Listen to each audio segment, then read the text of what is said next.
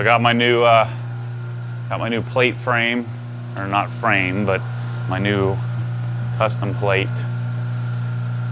It's an Orlando Magic. I'm a loose Orlando Magic fan. What I'm a fan of is Orlando. I love living here. I wish I lived in Orlando. That would be even better. Or you can't do an O, you have to do a 0. But anyway, I think it's cool. And then my Obsessed Garage plate frame. And then I take some screws and paint them black. I don't like the little cover things that I offer. Some people like those. I don't like them. They stick out too much. Now let's get our foam cannon set up. You know, I have this, I got the Griot stuff. You can see I used it once. I tried to get out of Richard Griot what they actually put in this. He didn't freaking know, so that didn't help. But this, the idea behind this is pH balanced. But what we were talking about, there's a surfactant in here that's supposed to lift dirt.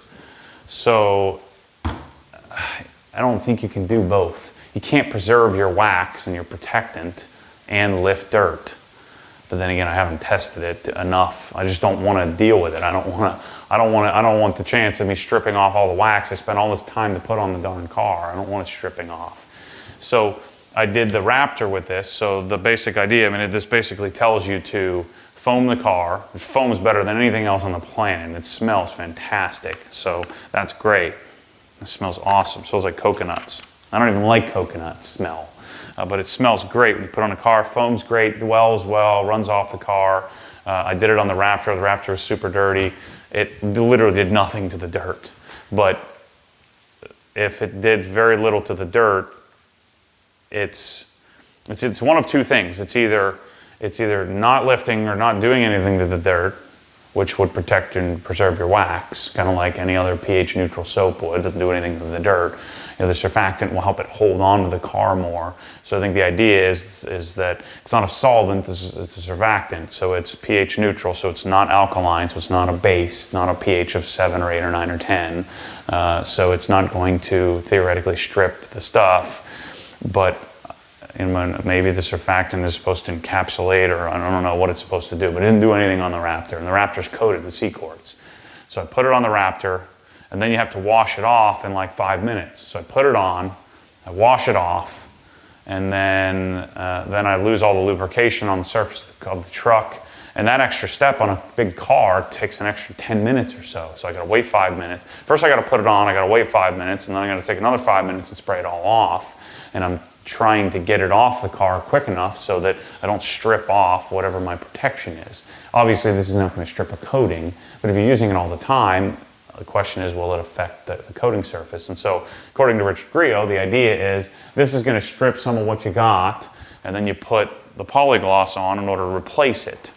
But I don't want to do that. I don't like that concept. I don't like the idea of stripping off the protection that I'd spent all this time to put on the car, and then having to put it back on to replace it. So I'm still a pH neutral soap guy. This foams really well. This foams like transcendently. It's amazing. But this foams great and doesn't affect my surface, doesn't leave a lot of soap residue. What's up, bro? What do you need? Measuring tape. Okay, for mama? Yeah. Cool. So anyway, that's my philosophy on it. I used it. I mean, again, great idea, great concept, but not my style. I'm not a stripper and then reapplier. I'm a leave it on there and keep building layers of protection. That's my school of thought, or my philosophy on it. And plus, I mean, my process is already gosh darn hour and a half long. So, I mean, at some point you have to draw the line and say, okay, I mean, that's long enough. Because the idea of spraying that on and it actually doing anything, it just doesn't do anything. Or does very, very little. You still have to go and touch and wash the car. So I don't want to have to put it on and then wash it off and then put something else on and then clean the car and then wash it off. It adds a whole nother step that doesn't aid me a whole heck of a lot.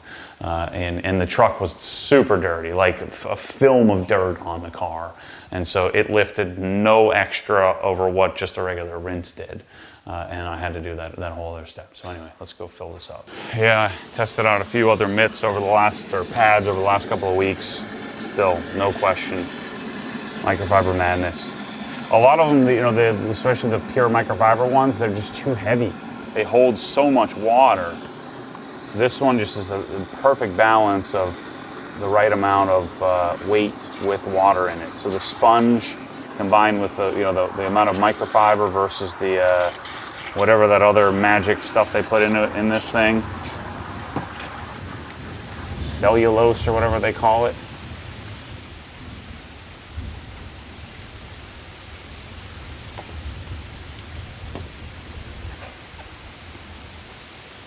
That IK foamer thing's bothering me. Either they're really crappy or I'm just really stupid. It's probably me being really stupid.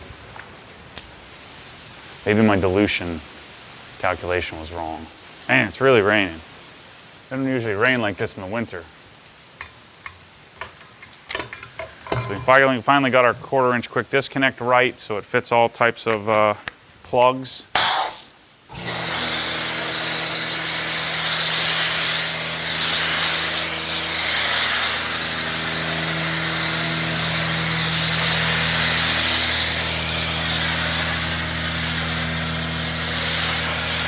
I just like washing this car. I like washing this more than the GT3. And I probably like washing them more because it's waxed.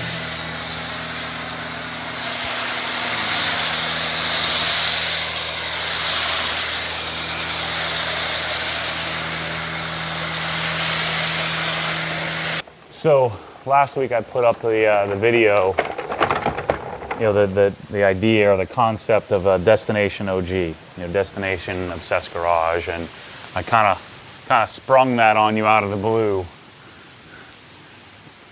But I've been thinking about it this week, and I really thought about it a lot when I was releasing the, you know, when I went there, and then whether I would take a camera there and bring you along with me or not, because I think it could confuse some people about what the idea or what the concept is, and really turn some people off. Which again, I kind of do me. I'm not too worried about what everybody else thinks about me and what I'm doing, but I am cognizant of what, you know, I want people to I don't want to turn people off. I want people to come along the ride with me, because I think that we can all add value to each other. You know, I think there's an advantage to getting obsessed people together, and I understand that I have a tendency to be rather dry and boring, and it takes people a while to come around to the idea. I mean, think about many of you that watch these videos. It took you a while to come around to the idea of what I'm doing here, or who I am, or really get to, you know, sort of work your way through the layers of crazy that I tend to exhibit. You know, making videos of this douchebag with his expensive cars, and if you don't really get it, it could be easily turn you off real quickly, and I just don't want to do that. So the concept of HQ as a destination is something that I've been thinking about. You know, I've talked about this a lot. I have business coaches. I have their life coach, I guess you could call it. And they've been a part of my journey in helping me build this thing and exit wealth management and all the stuff that's happened in this process of personal discovery and getting out of my own head and all that stuff is, again, why this whole thing got started. And so the coaches oftentimes will give me exercises to do. And one of them is to stop thinking so small. You know, I've always been an employee type, or so I thought I was, until I finally had the epiphany that I'm really an entrepreneur at heart. I'm much better suited to be an entrepreneur. But one of the things they've been asking me to do is to think outside the box. Think about this a little differently. You know, without the constraints of time and money and personal hang-ups, what could I see Obsessed Garage being? You know, what would I want it to be? And then You know, what could it be without any of those constraints? I gotta back the car up. So I need to suspend my disbelief and fears and hang-ups and all that crap and figure out what it would be, what could it be, what could Obsessed Garage be? And so there will likely be some progressive steps in between creating a 75-acre mansion, bed and breakfast type destination. You know, that's I think much further along than where I am today. I'm not so don't misconstrue that. And no, I'm not wasting the realtor's time, because this is something that I think is going to happen, and it could happen in shorter order than I'm guessing. But unless I go and learn about it, then how the heck would I even know what it could be? And so that property is down the street from me. I watched it get built. It really sticks out in this area. There's nothing else like that, or very few horse farm-like things like that. Now in Ocala, there are tons and tons of places like that, where they've created destination-like environments for the horse niche. And so the concept of this isn't something that I would build. It's something that you would build. It's something that, if I was fortunate enough to continue to build this thing and continue to invite people to things and people continue to show up, you guys would take me there. We would build it if you continue to show up to things. That's how it would work. So to me, for those of you who are numbers people, I tend to not beat around the bush and talk numbers. That property is $2.8 million. So let's say I got it for $2.5 million. We put $500,000 down, have a $2 million mortgage.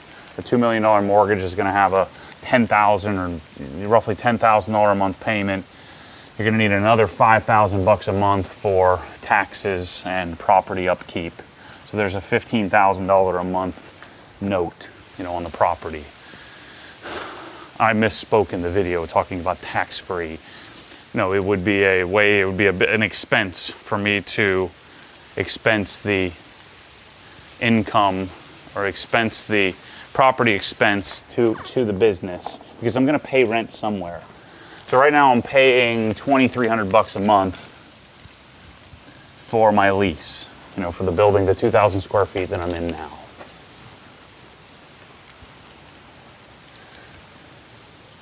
So I really need about double what I have.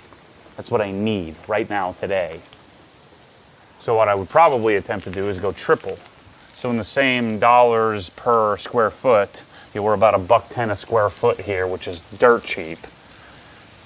I'm going to be, closer to $7,000 monthly in expense for a warehouse that I don't own. The other option is I go build my own warehouse. So to build a warehouse at 6,000 square feet, including the property around here, is probably going to cost about $1.2 million to build a 6,000 square foot warehouse on some property somewhere. So the cost to lease versus cost to own is not going to be all that much different as an expense. Of course, it would be a better concept. Switch to DI water. So it would be a much smarter wealth building concept for me if I bought a warehouse. But if I buy that warehouse, this is the thought process I'm going through. If I buy a 6,000 square foot warehouse, then I'm going to be stuck there. So that's why I would need to buy more property in order to be able to expand. And whatever I decide to do is going to be a big, long, drawn-out process. So even though we're fine now, it's coming up fast. I've got to figure out where to go and what to do. And again, I'm not saying that property is the right place. There's all kinds of challenges there. I don't want an 11,000 square foot house. What I do want is enough room to build a bigger warehouse But again, I don't really want a warehouse. I want a training facility slash gathering place that just so happens to have warehousing and packing and shipping that goes down there. But I'm gonna do it much differently than what a normal warehouse would look like, which is a lot more work and a lot more expensive. But I want to do it a different way. So imagine this property or something like it, where yes, it has a massive house that I don't want. I don't want to deal with the upkeep of that. I don't want to deal with the expense of that. But the circumstances of the property and the house and the big garage, I would rather that house be 4,000 square feet and then have that massive 6-car garage on it. And then still have enough room to build, the warehousing and training facility that I plan to do, which is already there. So, again, let's say I have a $10,000 a month note, which is a few $1,000s more than what I would have if I either built a warehouse. And if I built a warehouse, I'd probably need about 50 acres in order to be able to expand. So that 50 acres is going to cost me $1 million. Then I'm going to have to build the building. You had let's say $100 a square foot. You're going to be, there's 1.6, 1.7, 1.8 million with all the development costs in order to get the thing done. So I'm just shy of 2 million anyway, and so I'm going to have a $7,000-8,000 note on a $1.5 million property or $1.7 million property. Whereas this place is already built, and it already has a 6,000 square foot warehouse. It's actually about 7,000 square feet, including the offices. So 7,000 square foot warehouse. It has a 5,000 square foot barn already there. So I could pay myself rent, which would basically cover the cost of the mortgage. I'd have this massive house. Now the problem is this massive house is not something I want, and so I now have a property with the expandability that I need. I sell my house. My house is, let's say, $1 million, $1.2 million, something like that. Let's say I sold it for $1 million. I sell my house. I would have been paying whatever my mortgage is here anyway, and so I sell my house, I buy this property, and I live there for a while, and I partition it, subsection it off, and hosts maybe 3 times or 4 times a year where I'll host a private training where we go through the entire process that I use and teach on YouTube. And I have 5 people come and stay 4 times a year, 3 times a year, and I charge something significant because there's a significant value in that information to certain people. And so I don't need a lot of people. I need 4 or 5 people. So I need 10, 15 people a year. That 10 or 15 people will pay the tax, will pay the upkeep, will pay even more, and pay for the reason to have all that room, all that space. And then I start to eventually build other buildings, build a training facility, build some little bungalows for people to come and stay. So when I'm hosting a big event, think the Goodwood of detailing in garages. And so that's the concept that I'm going through. So if you did the math, it's not all that crazy. Let's say the economy takes a dump and I only hosted 5 people there a year and I sold, I don't know, half of what I'm selling now. I still have a house that I live in, and Obsessed Garage can pay half the mortgage. I pay half and the other half is paid by Obsessed Garage or something like that. So it's really not as far of a reach as you'd think. But I'm not ready for that yet anyway. So again, the whole concept of this was for me to let you in and share with you what I'm thinking about in creating a destination, creating or having a canvas that I could take what my vision is for this and people gathering. And I think people thought like I'm doing this tomorrow, which is not the case. I think people were thinking that it's $12 million and how are you doing so well? Which, again, Obsessed Garage is doing reasonably well, but not doing that well. And the other thing is I think is confusing. So I wanted to explain that, what the heck I'm doing, and thinking about this idea behind Obsessed Garage as a destination. And then again, I have some other crazy ideas that I would go into, but the chances of getting the proper zoning and getting the permissions to be able to do what I needed to do out there or wanted to do would be complicated and problematic. And so if I am going to do something like this, and it's going to happen in a couple of years, I need to figure out how that would work.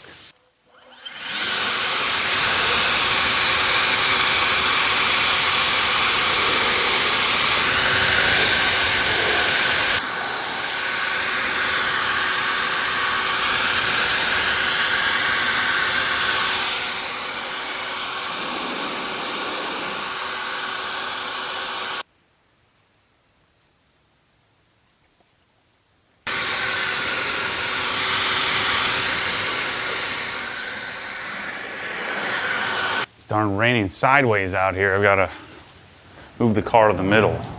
So now with Bead Maker, I'm doing much more of a drying aid type procedure. And I've realized why I was smearing so much is because my blue towels have become hydrophobic.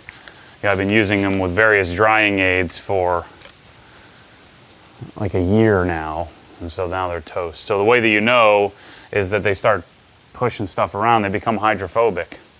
So I have a combination of, ECH2O, some of the Polish Angel stuff. I have all kinds of stuff that I've been using to dry with those towels. And so the towels aren't drying anything because they become hydrophobic. The product just isn't coming out of it. So you would think I could just drive over to HQ and get them, but I'm always out of stock on those towels. They sell them like crazy because they're awesome. So I'm using my red ones here for this drying here. And notice I'm using Bead Maker more of a drying aid now.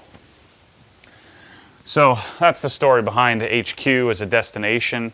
Again, I don't have a vision for it being like people there all day, every day. I would host very specific things. I don't like people all that much, so I don't want to have thousands of people there all the time.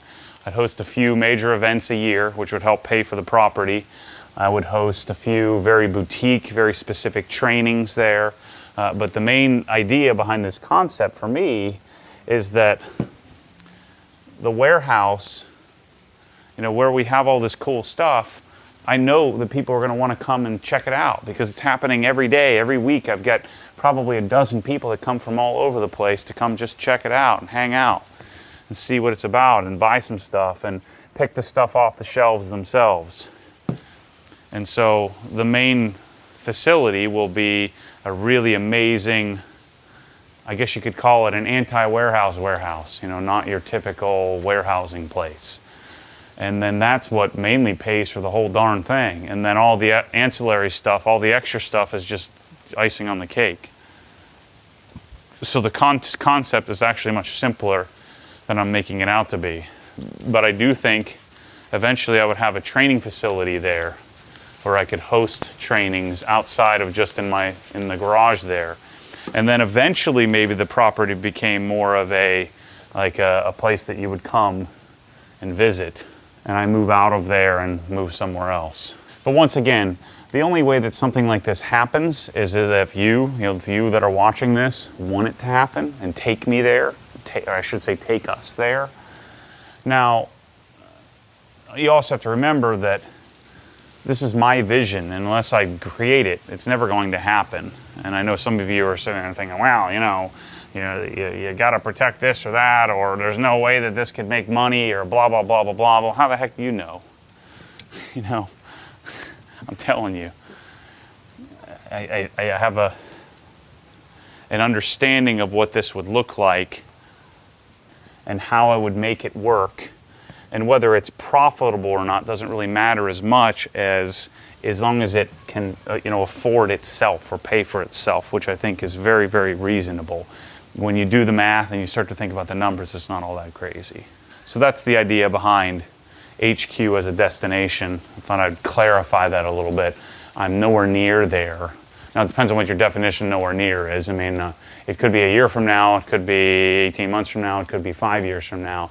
But the greater concept of having this massive property, having bungalows and having different areas of the destination is the longer term plan that I was exercising and figuring out what that would look like and digging into, okay, I've built a master plan, then what would that master plan look like in reality? And then what would be the next step would be what would be the procedures that would be necessary in order to make that happen from a zoning and county and then from a dollar perspective. And then when you guys take me there, we'll get there. And so that's the basic concept of that.